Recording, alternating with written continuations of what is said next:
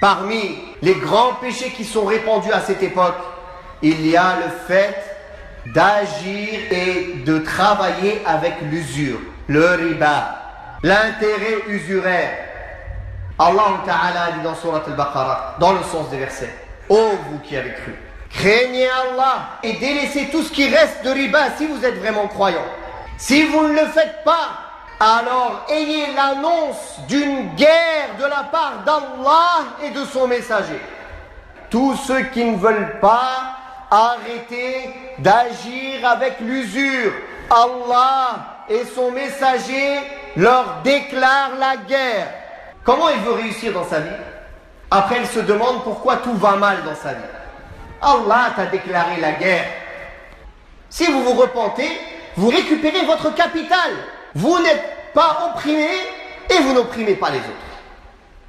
Dans le hadith rapporté par l'imam Muslim, Jabir ibn Abdillah radiyallahu anhu a dit: le messager d'Allah sallallahu alayhi wa sallam a maudit celui qui mange le riba, c'est-à-dire qui le prend, celui qui lui donne, celui qui écrit le contrat et les témoins qui ont assisté au contrat. Puis il a fini en disant: ils sont tous pareils.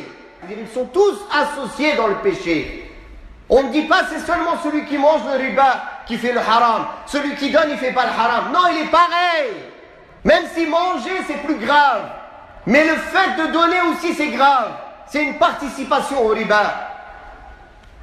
D'ailleurs, dans le hadith d'Abi Huraira, le messager d'Allah sallallahu alayhi wa sallam a dit: l'usure, le riba, c'est 70 portes. La moindre des portes, c'est comme si quelqu'un il forniquait avec sa propre mère.